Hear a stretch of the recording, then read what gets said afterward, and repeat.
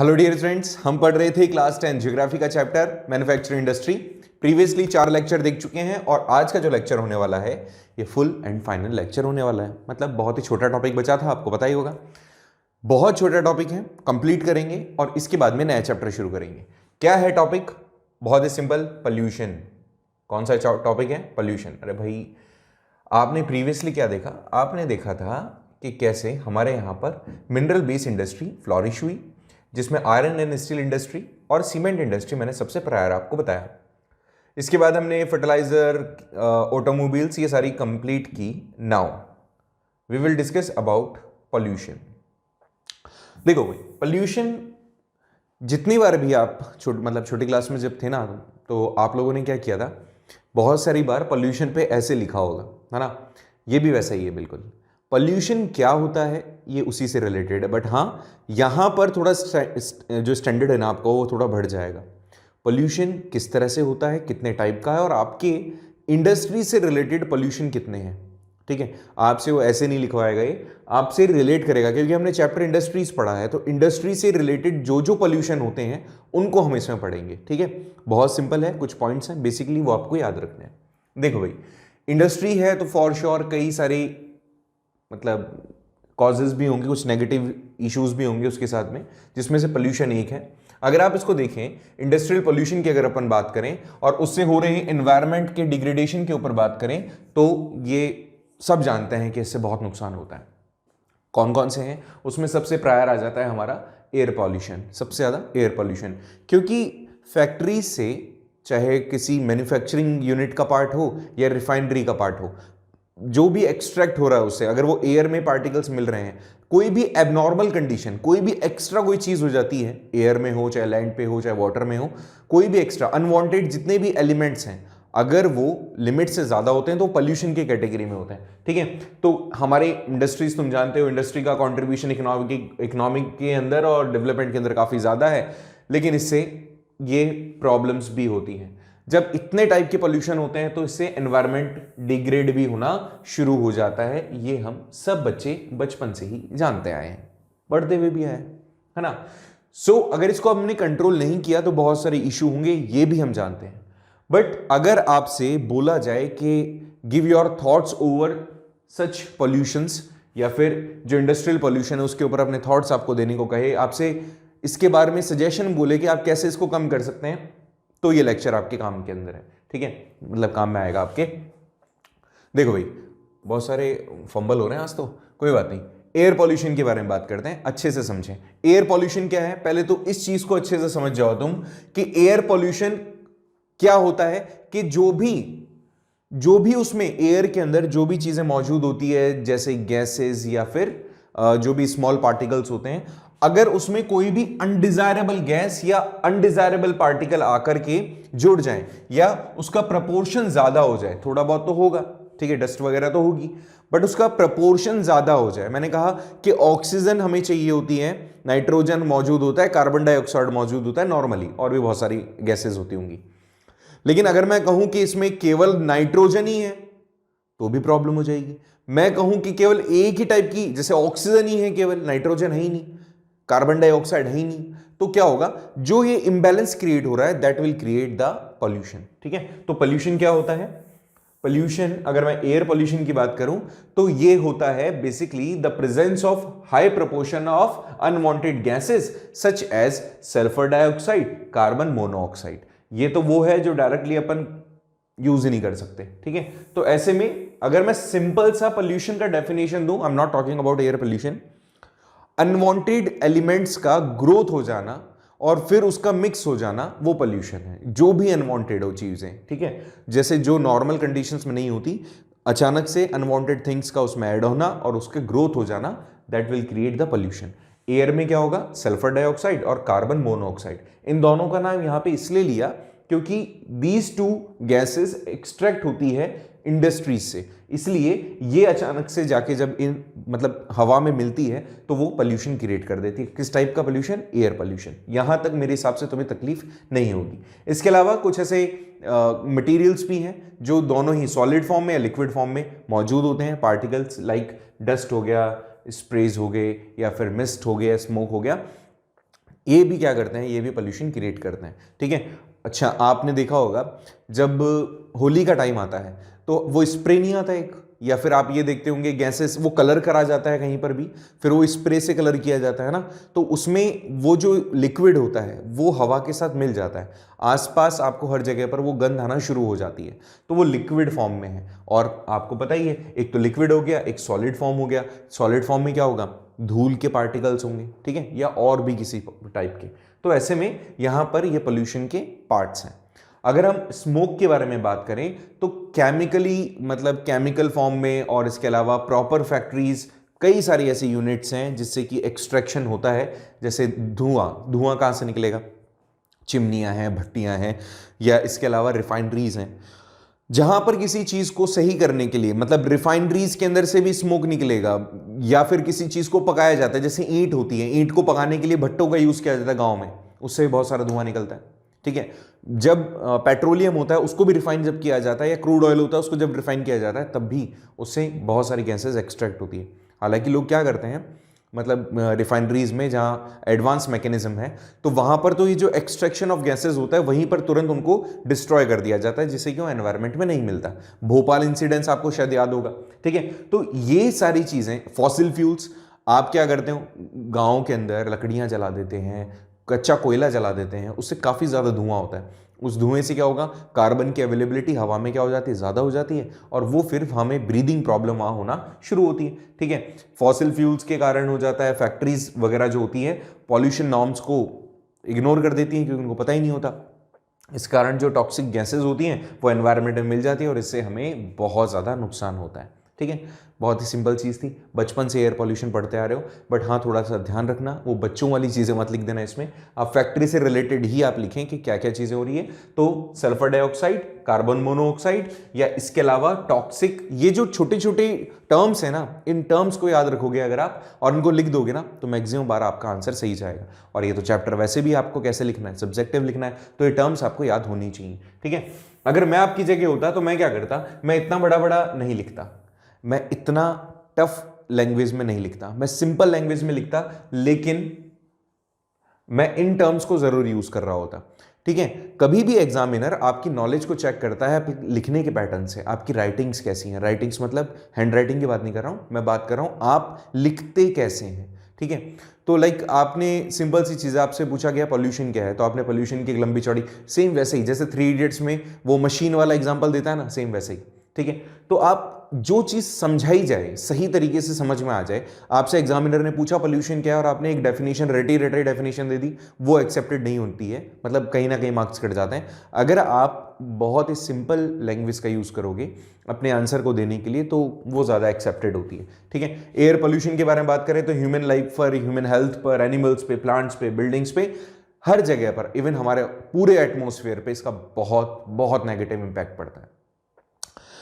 कई बार कोई क्या करते हैं, वाइट वॉश होती है, वाइट वॉश कर दी कहीं पर, इसके अलावा जब अगर कुछ दिन बाद उसको देखा जाए तो वो जगह खराब होने लग जाती है। आप अपने कमरे के अंदर ही देख लें, अगर आपने कलर वाइट किया है, मतलब वाइट कलर से अपनी जो वॉल्स हैं उसको पेंट कर दिया आपने, एक टाइम ऐसा आएगा जब वो जो दीवारें हैं वो काली होने लग जाएगी। इसका नुकसान क्या है, मतलब ये कैसे, ये वहाँ पे जो भी एक्टिविटीज़ हो रही हैं उसके बिहाफ पे ये सारी चीज़ें होती हैं। गैस होती है, उसके आसपास अगर आप वाइट कलर लगाएंगे तो उसके आसपास जलने के कारण भी वो क्या हो जाएगी, दीवारें काली होने शुरू हो जाएगी।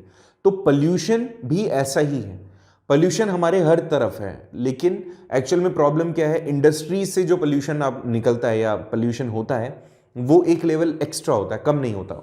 सो ऐसे में यहाँ पे डिग्रेडेशन होना एनवायरनमेंट का लाजमी है और इसी का नुकसान हमें देखने को मिलता है हमारे इन सभी एलिमेंट्स में, ठीक है। सो ये पहला पॉइंट हुआ, हमारा पहला पॉल्यूशन हुआ एयर पॉल्यूशन, दैट वाज। दूसरा है वाटर पॉल्यूशन। वाटर पॉल्यूशन भी सेम वैसे ही जैसा बचपन में तुमने पढ़ा कि वाटर के अंदर अनवांटेड जो नेसेसरी थिंग्स हैं उसको हम डिसॉल्व कर देते हैं और पानी जो होता है वो मतलब अनड्रिंकेबल हो जाता है, या फिर आप बोल सकते हो कि उसको हम यूटिलाइज नहीं कर सकते, या फिर उसका एक्सेस में आप वेस्ट कर देते हो, या साफ पानी के अंदर जो गंदगी है उसको छोड़ देते हो। तो ऐसे में जो वाटर है वो पोल्यूट होता है। लेकिन अगर अपन इंडस्ट्री की बात कर रहे हैं तो इंडस्ट्रियल वेस्ट होगा। अगर उस साफ पानी में या फिर तालाब में या फिर समुद्र में जो इंडस्ट्रियल वेस्ट है अगर वो आप छोड़ रहे हो, तब जाके हम यहां पर कहेंगे कि ये इंडस्ट्रियल वाटर पोल्यूशन है। तो ऐसे में क्या होता है, ये ऑर्गेनिक फॉर्म में, इनऑर्गेनिक फॉर्म में होता है, डिस्चार्ज कर देते हैं हम रिवर्स के अंदर, क्या, जो भी वेस्ट है, जो भी इंडस्ट्रियल वेस्ट है उसको हम डिस्चार्ज कर देते हैं। अगर इसके बारे में हम बात करें तो कई बार पेपर मिलता है, पल्प मिलता है, केमिकल मिलते हैं, टेक्सटाइल डाइंग या पेट्रोलियम जो रिफाइनरी से निकलने वाला एक्सट्रैक्शंस हैं, उन सबको हम कहां छोड़ देते हैं, पानी के अंदर। इससे क्या होता है, वाटर पॉल्यूशन।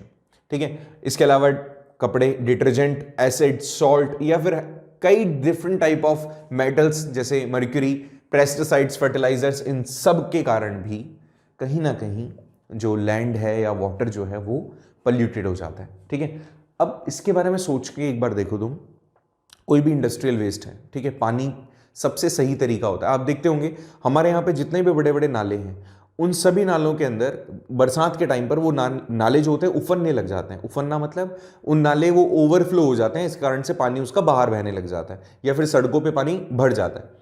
उसके पीछे का रीज़न क्या है? उसके पीछे का रीज़न है कि पानी के अंदर छोड़ी गई गंदगी। ठीक है, कई बार पानी को जो ड्रेनेज है हमारा उसको सही तरीके से मतलब यूज़ नहीं किया जाता, लोग उसमें कचरा भी पटक देते हैं। नाला एक तरीके से ऐसा समझा जाता है, नाले के अंदर क्या होना चाहिए, जो भी कचरा है वो सारा गिरा दो, जबकि नाला तो ड्रेनेज के लिए बना है। ऐसा ही यहां पर भी है, इंडस्ट्री से बहुत सारा वेस्ट निकलता है। अब उस वेस्ट को सही तरीके से डिसॉल्व कहां किया जाए, उसके लिए लोग क्या देखते हैं, रिवर, बहता हुआ जो पानी है, वो बहते हुए पानी कितना भी वेस्ट जो होगा उसको आगे लेके चला जाएगा। बट लोग ये नहीं सोचते, उस पानी को बहुत सारे लोग पीते भी हैं, यूज भी करते हैं। इवन बहुत सारे एनिमल्स तो ऐसे हैं जो उसी पे डिपेंडेंट हैं, जैसे फिश वगैरह है तो डिस्ट्रॉय कर देते हैं उनको। तो ये सारी चीजें वहां पर ही बताई गई है।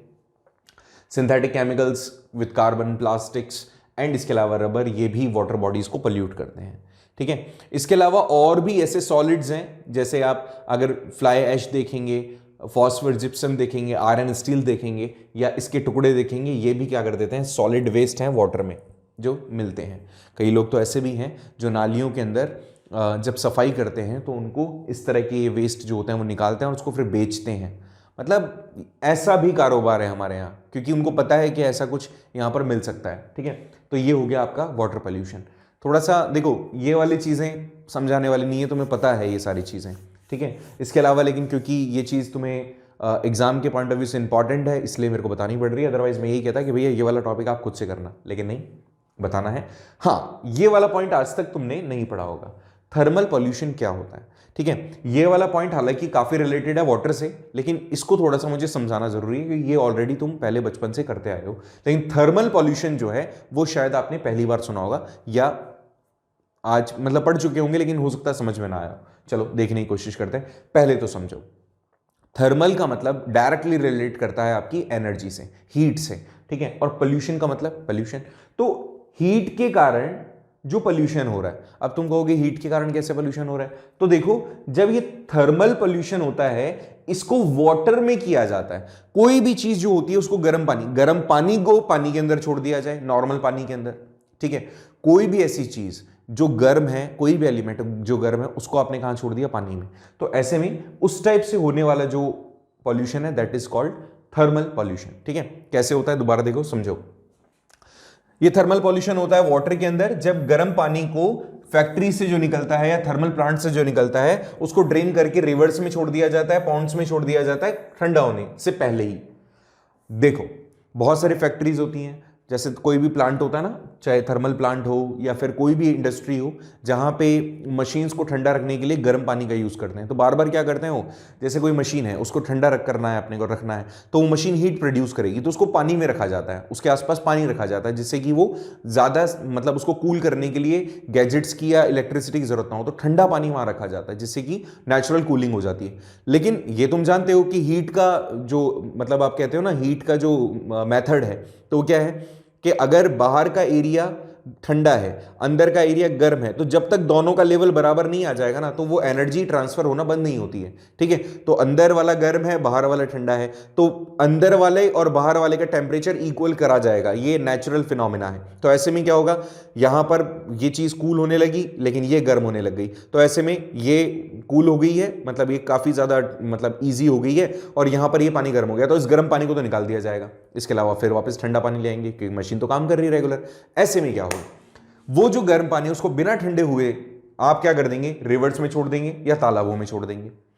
इससे नुकसान क्या होता है? सोचो अचानक से आप किसी भी तरीके से वाटर को यूज कर रहे हो, आपके हाथ में आपने मतलब अचानक देखो आपकी बॉडी पर आप देखना पानी लगातार आप गिरा रहे हो, ठंडा पानी आ रहा है, अचानक से उसमें आपने गर्म पानी डाल दिया, तो वो जो स्किन का प्रॉब्लम या फिर आपके साथ में हुआ अचानक से ये जो चेंजेस हैं उसके कारण नो डाउट आपको कहीं ना कहीं प्रॉब्लम होगी।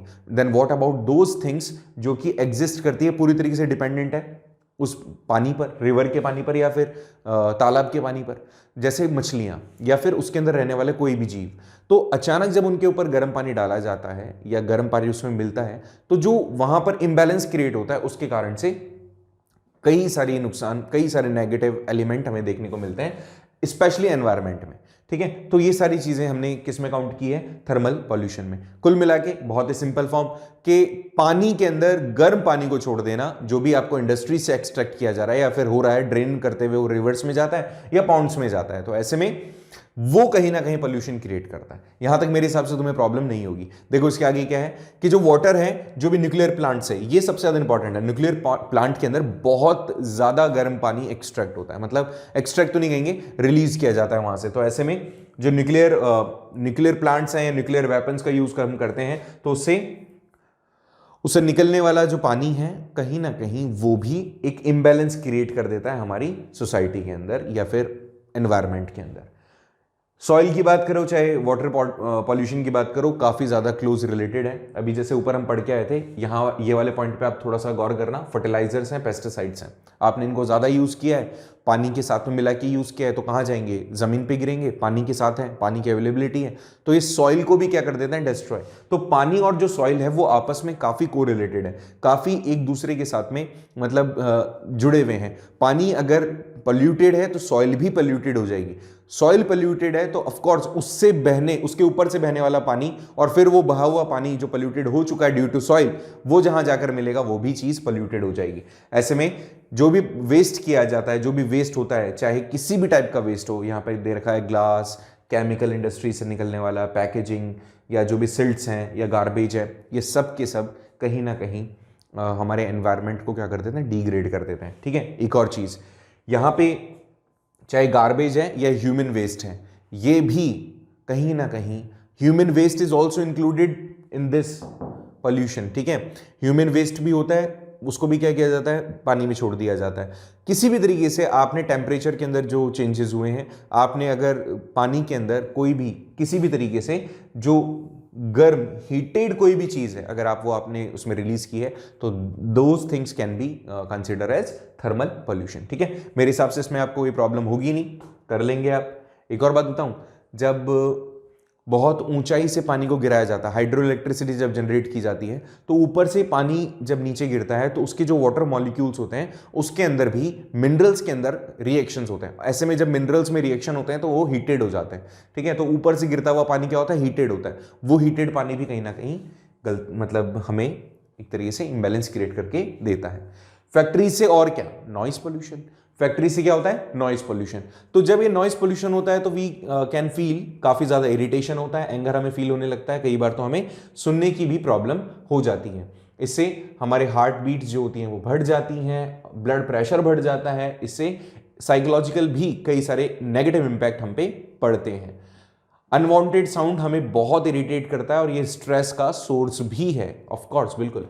जैसे अच्छा म्यूजिक आपको स्ट्रेस फ्री करता है, तो ऐसे में अगर कोई खराब म्यूजिक है तो that can create the stress, और स्ट्रेस तो बिल्कुल भी नहीं होना चाहिए किसी इंसान को, और तुम्हारी जैसी एज में तो बिल्कुल नहीं होना चाहिए। मस्त रहो, खा पी के, और क्या है।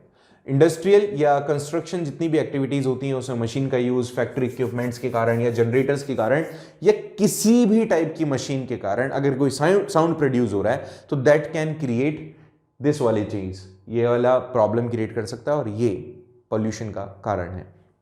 अब देखो, मैंने आपको शुरुआत में क्या कहा, पॉल्यूशन कैसे कि अनवांटेड थिंग्स का एबनॉर्मल तरीके से ग्रोथ करना और एनवायरनमेंट में मिलके रहना, वो क्या करता है? पोल्यूशन क्रिएट करता है।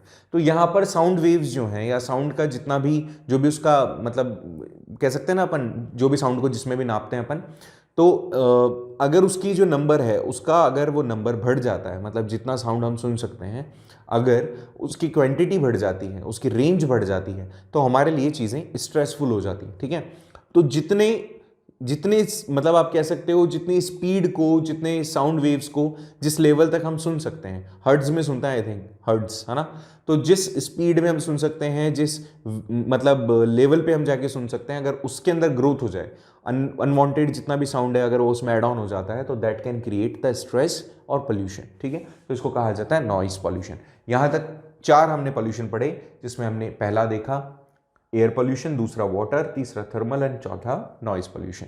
मेरे हिसाब से चारों आपको समझ में आ गए होंगे। Now it's time for the next point कि how we can control such degradation, कि हम इस डिग्रेडेशन को कैसे कंट्रोल कर सकते हैं। ये बात तो तुम समझ में आती होगी कि अगर तुमने कोई कमी बताई है तो उसका सॉल्यूशन भी तुम्हें बताना पड़ेगा, और इस तरह के क्वेश्चन बोर्ड के फेवरेट होते हैं। वो तुमसे बोलते हैं कि भैया अगर ऐसा ऐसा ऐसा है तो इसको कम करने के सजेशंस दो। तो ये कंपेरेटिवली पोल्यूशन के टाइप से ज्यादा इंपॉर्टेंट है, क्योंकि गवर्नमेंट को भी नहीं पता है कि ऐसे मतलब क्या करती है। देखो गवर्नमेंट, आप लोग पढ़ रहे हो, बच्चे हो, अभी सही यंग एज में हो, तो ऐसे में क्या होगा, वो आपके थॉट्स जानना चाहेंगे कि आप कितना सोच सकते हो। तो इसमें आप ज्यादा थॉटफुल लगेंगे कंपैरेटिवली कितने टाइप के पॉल्यूशन होते हैं उसको बताने में। तो गवर्नमेंट सोचती है कि हो सकता है इस क्वेश्चन के थ्रू आप इस चीज को जानेंगे, समझेंगे, और हो सकता है इनडायरेक्टली आप सीख भी जाए अपने लाइफ के अंदर, इसको एक्सेप्ट भी कर ले। सो इस तरह के क्वेश्चन ज्यादा दिए जाते हैं, पूछे ही जाते हैं। एक नए क्वेश्चन तो आ ही जाता है कहीं भी जो आपके साइकोलॉजी को रिलेट करता हो कि आप कितना अच्छा सोच पाते हैं। तो ये क्वेश्चन किया कि आप अगर देखें तो एनवायरनमेंट को आप कैसे डिग्रेड होने से बचा सकते हैं। यहां पे कुछ आपको सजेशंस देने हैं। ठीक है, ये सजेशंस मेरे हिसाब से आप आसानी से दे सकते हैं। देखिए यहां पर क्या लिखा हुआ है कि यहां पर हम बात कर रहे हैं इंडस्ट्रीज की। तो ऑफ कोर्स अब ये जो इंडस्ट्रीज हैं इसमें हम जो डिग्रेडेशन होने से बचाएंगे तो वो भी ऑब्वियसली इंडस्ट्री से जो रिलेटेड होगा उसी चीज की बात करेंगे। तो जो लाइक वाटर है, वेस्ट वाटर जो है जिसको हम इंडस्ट्रीज क्या करते हैं, मतलब जो फ्रेश वाटर होता है उसमें मिला देते हैं।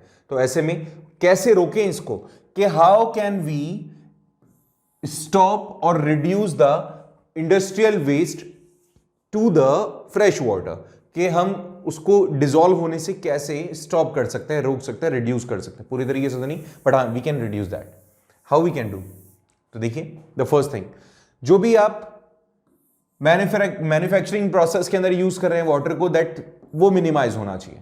आपने इंडस्ट्रीज में जो भी पानी आप यूज कर रहे हो, मैंने आपको बताया कूलिंग के लिए स्पेशली होता है, तो उसका आप कम से कम यूज करो। ठीक है, मिनिमाइज करो। और अगर यूज हो भी रहा है तो रिसाइकिल दैट ना, आप उस चीज को रिसाइकिल करो, कम से कम 2-3 स्टेजेस में करेंगे।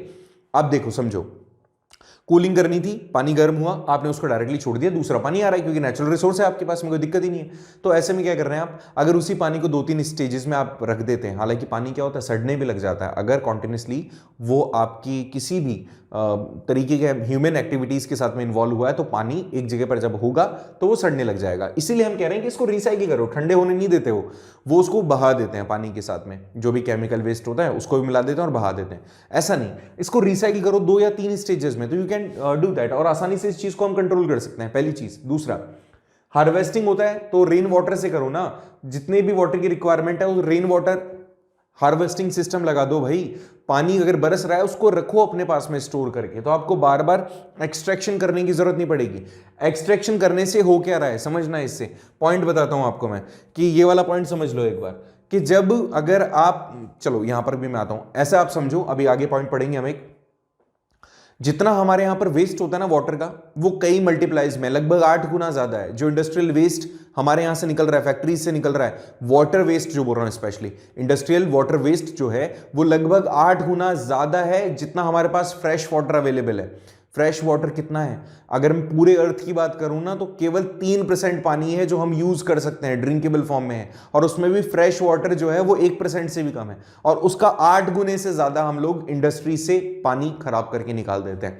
ये वाली दिक्कत है। ठीक है, तो ऐसे में यहां पे आप और देखें कि जो भी गर्म पानी है उसको आप सही तरीके से ट्रीट करें। इसके अलावा उसको जब भी हम रिवर्स में या फिर पॉन्ड्स में जितना भी अगर उसको हम निकाल रहे हैं, रिलीज कर रहे हैं, तो ऐसे में आपके लिए जरूरी है कि उसको सही तरीके से ट्रीट किया जाए।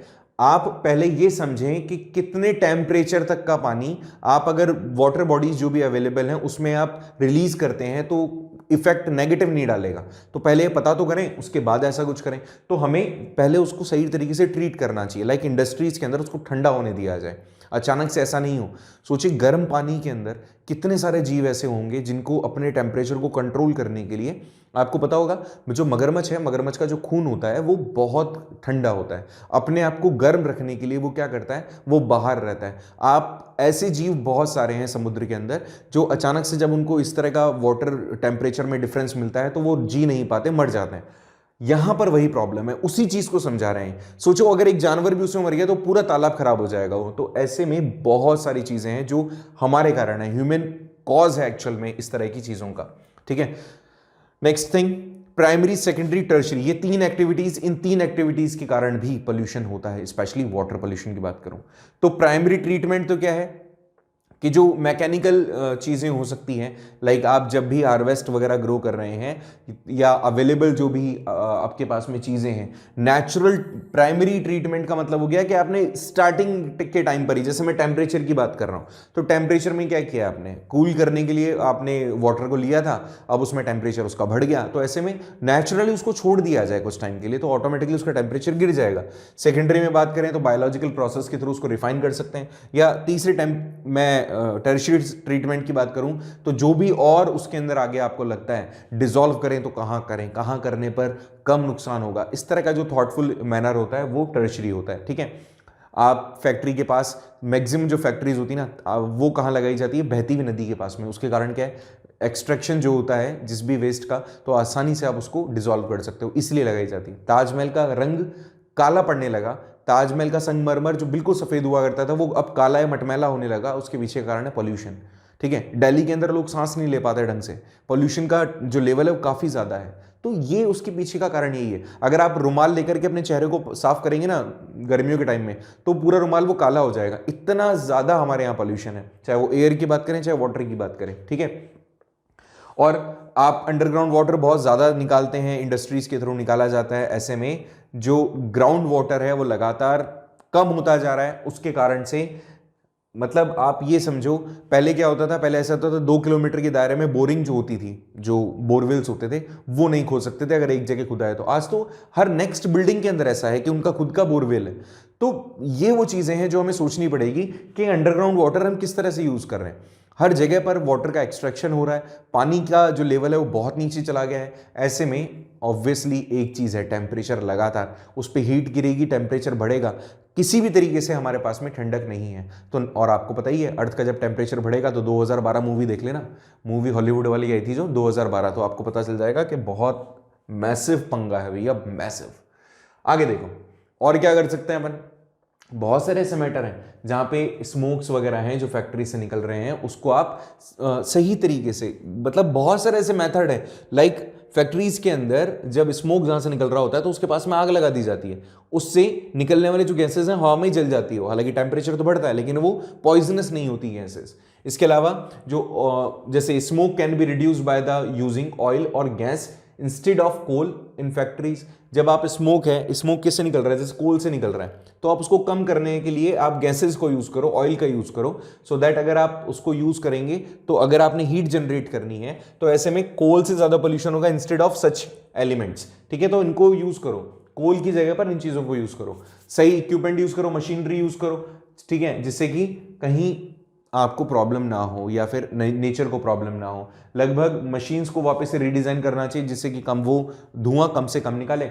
आपको पता होना चाहिए कि जब इंजन, रेलवेज के बारे में आपको बताऊं मैं, लगभग 2 लीटर से ज्यादा, जब ट्रेन का इंजन शुरू किया जाता है तो 2 लीटर से ज्यादा मतलब जो ऑयल होता है वो खत्म हो जाता है। सोचो ये डीजल से चलती थी पहले ट्रेन हमारी जितनी भी थी, तो जो भी ट्रेन का इंजन था लगभग उसको स्टार्ट करने में 2 लीटर से ज्यादा डीजल लगता था। उसका एवरेज आता है लगभग 2 लीटर पर किलोमीटर के हिसाब से। तो कई चीजें हैं, बहुत चीजें हैं, 2 लीटर पर किलोमीटर मैं बोल रहा हूं, समझ रहे हो तुम बात, एवरेज सोचो ट्रेन का। तो इतना ज्यादा आप उसको सेकेंडरी कुछ करो ना, रीडिजाइन करो उसको आप। हालांकि रीडिजाइन किया गया, अब आजकल ट्रेन इलेक्ट्रिसिटी पर चलती है, डीजल पर नहीं। ठीक है, और नॉइस कर रहा है, अगर कोई चीज नॉइस है तो आप मशीन्स वगैरह जो हैं आपके पास में एक लिमिटेशन होनी चाहिए कि इतने हर्ट्ज तक हम सुन सकते हैं, अगर इसके ज़्यादा होगा तो लिमिटेशन लगा दे गवर्नमेंट, अदरवाइज तो कंट्रोल करना इम्पॉसिबल है। ठीक है, जो भी जरूरी थोड़ी है कि आप खुद को सुनना है तो ठीक है, आप हेडफोन्स लगा के, ईयरप्लग्स लगा के, ईयरफोन्स लगा के चीजें सुने, दूसरों को क्यों परेशान करें, ठीक है। एंड अगर किसी इंडस्ट्री की बात हम कर रहे हैं, अगर इंडस्ट्री में आप काम कर रहे होते हैं तो वहां पर मशीन के पास में जो मशीन्स होती हैं, या तो उसको आप टेक्निकली साउंड कर लें, अदरवाइज जो भी लोग वहां काम कर रहे हैं उसको हेडफोन्स देना जरूरी है। हेडफोन्स गाने सुनने के लिए नहीं, आप आवाज को कंट्रोल करने के लिए भी हेडफोन्स दिए जाते हैं, ठीक है। तो वो चीज है। यहां पर एक last topic for this chapter, क्या? NTPC, national thermal power corporation. ये क्या है? ये वो प्लांट है जो प्लांट हमें प्रोवाइड करता है इंडिया के अंदर जितने भी मैनेजमेंट सिस्टम है वो, ठीक है। एक सर्टिफाइड प्लांट है, ये इसका सर्टिफिकेशन नंबर है, आईएसओ नंबर कहते हैं इसको अपन, ठीक है। तो ये जो थर्मल प्लांट है ये एक पावर प्रोवाइडिंग कॉर्पोरेशन है इंडिया के अंदर। थर्मल प्लांट मतलब ये पावर जनरेट करता है, आईएसओ सर्टिफाइड है एनवायरमेंटल मैनेजमेंट सिस्टम के थ्रू, मतलब इससे निकलने वाला या इससे होने वाला जो भी वेस्ट है वो एनवायरमेंट को कितना अफेक्ट करता है नेगेटिवली, उसके बारे में इन्होंने स्टडी करके इनको एक नंबर दिया है। तो उसमें सारी चीजें सही पाई गई है कि नुकसान ज्यादा नहीं करता। ये जो कॉर्पोरेशन है एक तरीके से हमेशा नेचुरल एनवायरनमेंट को प्रोटेक्ट करने के लिए काम कर रहा है। रिसोर्सेज जो भी वाटर, ऑयल, गैसेस या फ्यूल जो कुछ भी है उन सबको सही तरीके से सही मेजर में यूज कर रहा है, सो दैट उससे वेस्टेज नहीं होता। साथ ही साथ इसके कारण ही पॉसिबल हो पाया है कि हम एग्जिस्टिंग इक्विपमेंट्स को, अच्छा कैसे इसको आप कैसे और कंट्रोल कर सकते हैं अगर इस तरह की चीज होती है, तो जो एग्जिस्टिंग टेक्नोलॉजी उसको डेवलप कर लो। जैसे इन्होंने करी कि इन प्लांट्स में अगर आपको एनवायरमेंट को डिग्रेड होने से बचाना है तो whatever the things are actually happening here, उसको आप सही तरीके से यूज करो। Existing technology you must be upgrade. If you will not do that then obviously वो चीज आउटडेटेड हो जाएंगी and can create the pollution. ऐसे में जो भी रिड्यूस करना है अगर आपको पॉल्यूशन, तो डू सिंपल थिंग्स ना। आप जो भी एग्जिस्टिंग इक्विपमेंट्स हैं उसको मिनिमाइज कर दें, वेस्ट को, एग्जिस्टिंग इक्विपमेंट्स को अपग्रेड कर दें, ऑटोमेटिकली चीजें सही होना शुरू हो जाएंगी, ठीक है। So like this we have completed the chapter. If you face any of the problems then you will ask me, मैं कोशिश करूंगा उसको सॉल्व करूं। एंड अगर किसी टॉपिक में अभी भी डाउट बच रहा है आपको तो भैया आप बिंदास मुझे मैसेज कर दीजिएगा। अगर आपको जूम लेक्चर भी लाइव लेना हो तो वी आर हियर। मैं स्पेशली मेरे बारे में कह रहा हूं कि मैं आपके जूम डाउट्स भी सॉल्व कर दूंगा, zoom doubts free of cost. Okay, तो मिलते हैं नेक्स्ट लेक्चर में नए चैप्टर के साथ में। आप बता दीजिएगा कमेंट बॉक्स में कि कौन सा नया चैप्टर आपको पढ़ना है। मिलते हैं नेक्स्ट लेक्चर में। वीडियोस देखा करो, एक तो वीडियोस नहीं देखते हो तुम लोग, ठीक है। वीडियोस देखें, एनटीएससी की तैयारी करें, that is must important for you, ठीक है। चलिए मिलते हैं नेक्स्ट लेक्चर में। Bye bye, see you, have a nice day.